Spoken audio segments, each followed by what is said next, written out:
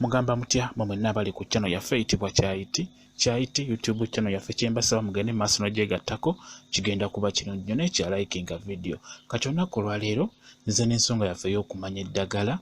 Nzize n'ensonga yaffe ey'okumanya eddagala bwe lifaanana, baliyita batya, lijjanjaba ki. Kati olunaku olwaleero nzize n'ensonga eyo ey'okumanya eddagala. Eddagala lye mbaleetedde liyitibwa Ekifabakazi. Ekifabakazi Bwekiti Bwekifanana nga bw'okiraba. Kyetegeeze bulungi Ekifabakazi Bwekityo olengera ebimuli byakyo nga bwe bifaanana. Ebimuli obirengera bulungi nnyo nga bwe bifaanana. Ekifabakazi likulira ddala ne gufuuka omuti. Kwegamba gukulira ddala ne gufuuka omuti gwennyini nnyini. Ekyenjawulo kye gulina gwagala nnyo okukulira ku muti omulala, ku munne waagwo. Gukulira nnyo okugeza nga ku ffene, ku mutuba. Gwagala nnyo okumera okuliraana n'omuti omulala, naye nga kyekyo liyitibwa Ekifabakazi. Ekifabakazi Bwekityo Bwekifaanana. Kati nsobodde okufunako ebikoola nkulage engeri gye bifaananamu, byetegereze bulungi nnyo. Ebikoola by'Ekifabakazi byebyo, bitunuulire obyetegereze bulungi nnyo ebikoola.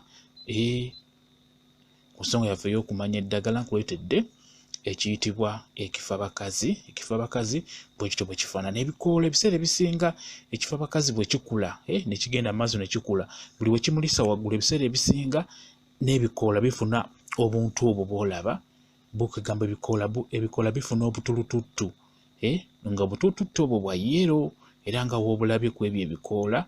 Ekifabakazi ebiseera ebisinga kifuna obuntu obwo bw'olaba obwo obulaba bubanga butulututtu.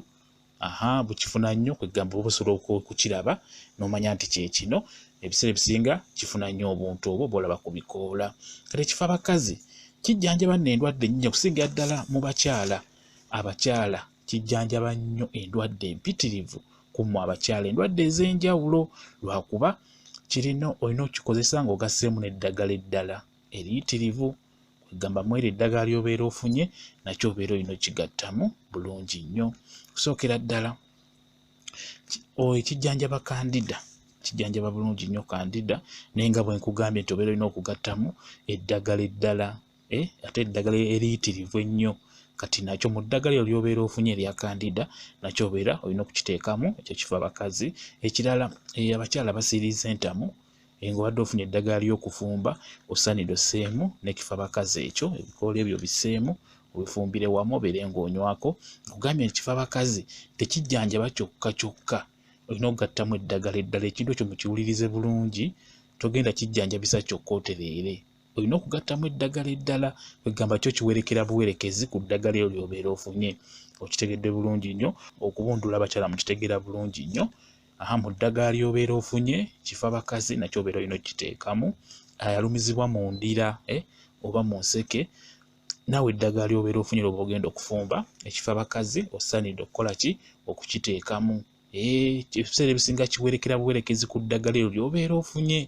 Togenda kyejjanjabisa kyokka kyokka, olina okugattamu eddagala eryo ly'obeera ofunye ku bulwadde obwo bwe njogeddeko. Ebiseera ebisinga Ekifabakazi kijjanjaba nnyo okusinga abakyala mu nsonga ezo ez'enjawulo ze njogeddeko. Kikola ng'ogaseemu eddagala eddala.